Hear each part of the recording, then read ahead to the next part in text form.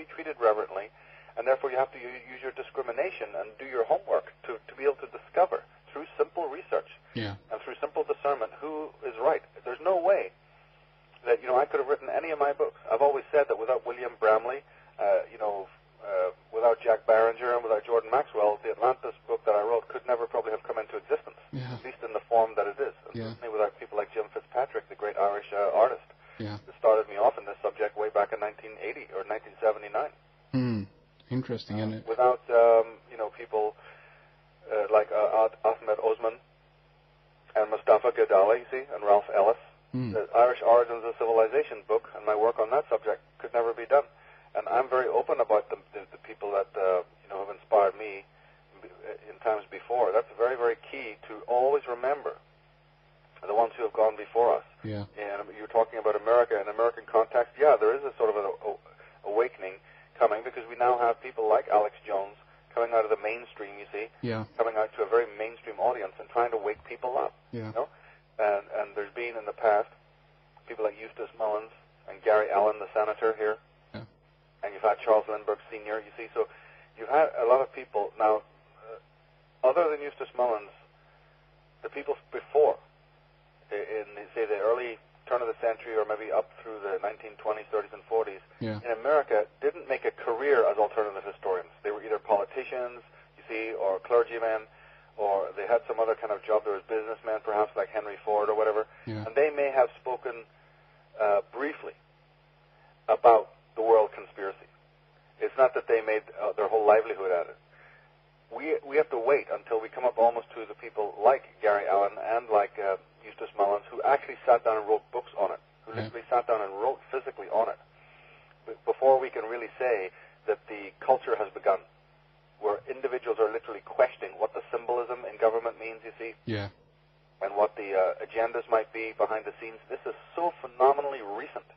And I think we mentioned this before, that people need to be realized that this is a new subject. There has been no campaign of coherent, proactive opposition against the world conspiracy or the world order.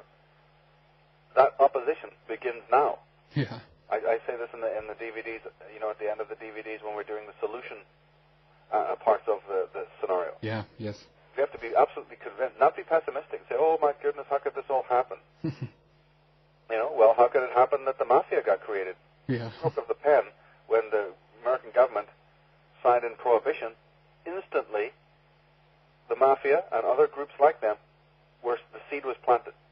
Groups that never could have existed before, instantly became powerful overnight by a single law called prohibition, which, by the way, was meant to be in a free country. But this so-called free country is not going to tell you that you can drink alcohol or not. When we talk to American audiences, we've got to remind them, please tell me what is free about your country. You not only had, prohibition, which basically told you what you could and could not drink in this country, my goodness, but then out of that edict, out of that law that was passed, against your will, against your say-so, came some of the most pernicious mafioso-type societies in the world. And they ruled here for a long, long time, and have basically, still in power, many of them. So, and it feels like the only difference between, if we are to draw these parallels, of course, between us and them, is that they are the ones who just, they just set out and do it. They just, perform these acts right in front of our face, and as long as we don't say anything, they can go ahead. That's right. And it was, that's a matter of scale. If a mafia can be created like that, from a government edict, and people can accept that, why can they not accept that further up the pyramid, you see? And the reason why they cannot is because, one, and we must never forget this, it is a very recent form of study. The people in this world take things tremendously for granted. If a thing is out for 5 minutes, they're already bored. In this subject, we have to understand, no, this is so new, and that you are part of a privileged generation to have the websites, to have, the speakers even on radio. If you hear anybody exposing this, to hold a book by, Eustace Mullins or any of these great teachers in your hand, or by even if we want to go back in Britain, it did happen earlier, at the turn of the century with Nestor Webster, you see, and a whole bunch of other people in a European context. But in an American context, it's extremely new, as well as new in in context. Yeah. And therefore, we must never take it for granted. So, yeah, all the answers are not in yet, but we're doing a great job discovering what is really going on. Yeah. Behind the veil of the silence and the veil of national security and so on. Yeah.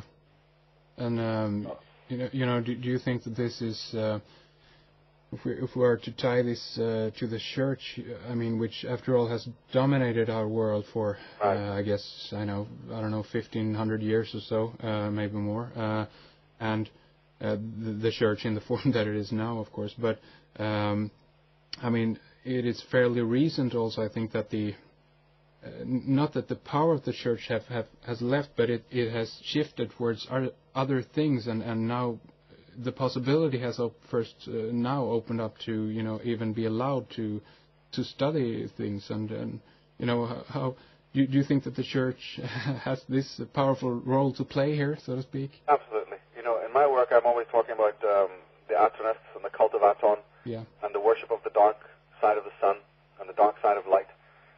To me, that's what Vatican is. The word Vatican, by the way, which again, we're not insulting Roman Catholics here. We're not talking about a person following a religion. The religion of Catholicism, as followed by an ordinary person, is not what we're talking about. We're talking about the institution known as the Vatican. And the word Vatican, or Vaticanus, means place of divination or place of sorcery, implying that these individuals use magic and use divination. And anyone whose eyes are open, who goes even as a tourist to Rome and looks at the symbolism there, the 13 famous obelisks and the work of Gian Lorenzo Bernini and many of the other great artists and all the occult symbolism there, the skulls and bones that are almost on every corner, one can see that there's something ritualistic in nature going on. They have to open their eyes a little bit and see behind the veil of why is it that the Pope, for instance, wears the yarmulke on his head, and why does he wear? Why has the Pope's been seen wearing symbols of the what looks like the breastplate, the Urim and Thummim of the Hebrews, the Jews, 12 breastplates of all of the symbolism that's there. And you're right. What we're calling the Vatican there is a hybrid. It has hybridized many different organizations that come under its power. It has many tentacles. It has many lieutenants. So that if you chop off one arm, you see, it grows it back. It has so many. In fact, the whole of Protestantism is nothing but a creation of the Vatican. Yeah. The whole of the New Age movement, by the way, is a creation of the Vatican. The American government is controlled by agents of the Vatican.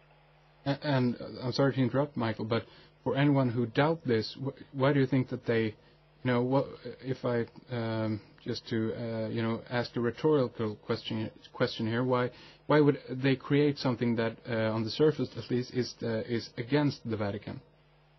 Well, you see, this is done because it's very important on the surface to appear that you have a rival. The world controllers create their own rivals. They're called faux rivals. It's just the same as the old conflicts that you find in any country of the world. It's the same idea that warring factions are funded by the same hidden hand, which is a fact that has come out. It's the same thing. If you don't create, it's like a chess game. If you don't create your own nemesis, then you have the problem of having the real nemesis come and fight you. Yeah. What you do is you create a full enemy, because in doing that, you're in control of the enemy. It's like a rigged fight. It's like a rigged boxing match. Yeah. Because if you don't, then you might have, a giant come out to fight you who haven't funded, and they can't afford that. Yeah.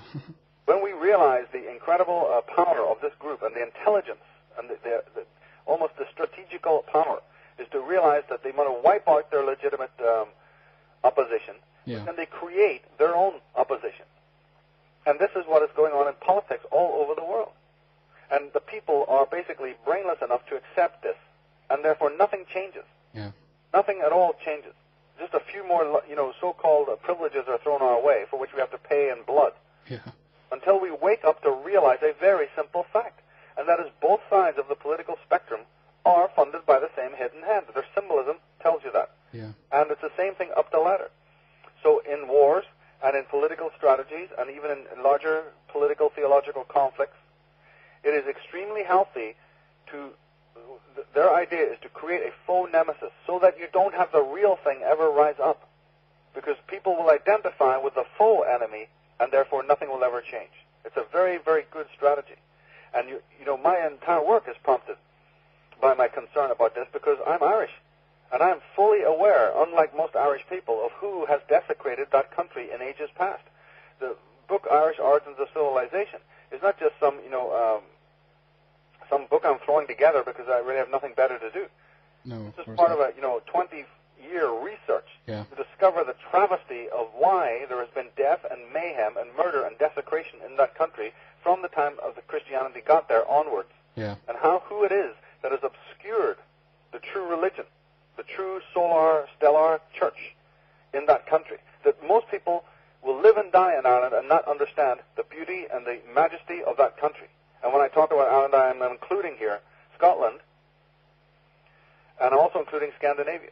Because this old Scots-Irish Druidic tradition extended from the north of Scotland in Argyllshire. You know, most of the Celtic people, the pure Celts, lived in Scotland, Ireland, and also were very prominent in Scandinavia. Round towers of a Celtic design, you see, have been discovered there. So this tradition that we're talking about, that very few people have ever touched upon, is not there anymore. It was wiped off the face of the earth. The whole Druidic order, as we said in one of the other programs, the word Irish was not ever spelt with an I. That was a little bit later. And the word IR, like in Irish, means the sacred. Means sacred. But before that, it was actually pronounced AR, Irish, or Aria. The Arya, the Aryans. So the understanding is that the true Aryans hasn't really much to do with ethnicity or even race. It has to do with theocratic standing and status. Exactly. Because we talked about the falsity of this idea that there's been a movement of history. Remember, the great taboo subject is you never ever question, you never question religion, and you never question that the elements of civilization moved from the east to the west. Well, that's exactly what my work does question, and it's time for the alternative historians to really, really understand this and to follow in line with the great scholars like Commons Beaumont and Conor McDorry to absolutely make understood that it was the Irish civilization coming out of Ireland, the descendants of Atlantis, who brought the elements of culture into the lands of the west and into the lands of the east finally, and that there was Druidic colleges, Druidic stellar solar churches that spread out from Ireland and England. In those days it was Britain, out into Scandinavia and down through all the other cultures of the world. Now this has been thoroughly covered up. When any Eastern, you know, peoples are telling you about the Arya and the famous ones, the noble ones, in exactly the same way as the South American Mexicans and the South American Indians will tell you that they were visited by the Pahona, the great white brothers, you see. Or the Hopi Indians even mention it. Well, it's the same thing in the East. How can you be told in the Americas that the civilization, the great ones, the great medics, and the great healers and the great teachers were coming from the East, but then you come to the Eastern Europe and they're telling you they did it? It's ridiculous. It doesn't.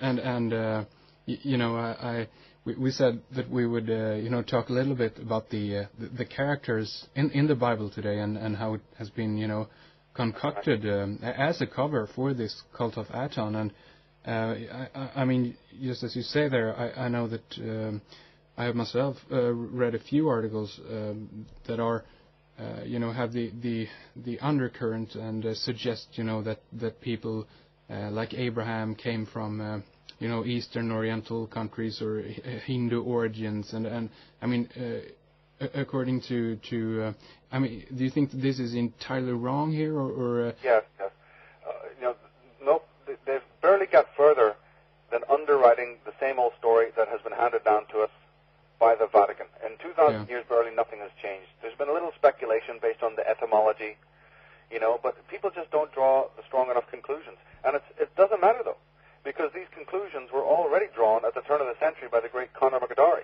You see, we have always gone backwards when it comes to scholarship. The great authors that wrote on the Irish origins of civilization have already written on a lot of this. And their work has been suppressed